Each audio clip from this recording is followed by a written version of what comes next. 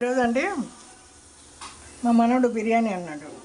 సరే మా వారు మటన్ తీసుకొచ్చారు. మటన్ తీసుకొస్తే నేను దాంట్లో అల్లం వెల్లుల్లిపాయి అల్లం వెల్లుల్లిపాయ వేస్తానండి. తర్వాత పెరిగేసి కుక్కర్లో వచ్చేసి ఉడికిస్తా అండి. 5-6 విజిల్ పెట్టి ఉడికిస్తాను.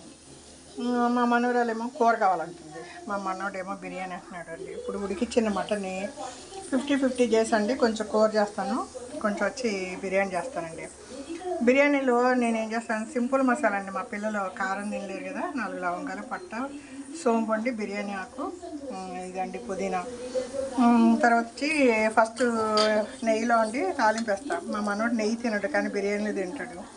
ఉల్లిపాయ పచ్చిమిరపకాయ తాలింపు వేసాక ఈ టమాటాలు మగ్గినాక ఫస్ట్ నూనెలో మసాలాలు వేస్తాను. ఏగినాక ఉల్లిపాయలు వేస్తాను. ఇవన్నీ మగ్గినాకండి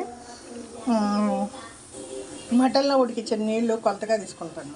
నేను దీంతో పావుసేరు గ్లాసు బిర్యానీ బియ్యం అండి, బాస్మతి బియ్యం నానబెడతాను. మటన్ ఉడికించిన నీళ్ళనే 1.5 నీళ్ళు కొలతగా తీసుకుంటానండి.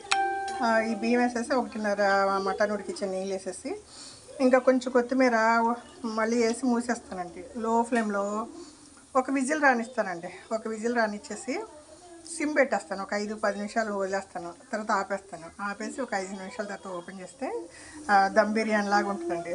మీకు మటన్ బాగా కుక్ అయిపోయి ఉండటం వల్ల ఓవర్గా ఎక్కువ విజిల్ రావక్కర్లేదండి. ఒక విజిల్ చాలు. ఒక విజిల్ వచ్చినాక ఒక 5 నిమిషాలు దాని మీద ఒక 2-3 నిమిషాలు అండి సిమ్లో పెట్టేసి ఆపేసారంటే మీకు ఆ దమ్లోనే మీకు స్టీమ్లో ఉడికిపోతుంది. ఏదండి పిల్లల కోసం చిన్న చిన్నవి అండి. నేను తినను, నా వారికి కూడా అంత ఇంట్రెస్ట్ చూపించరు మటన్ అంటే.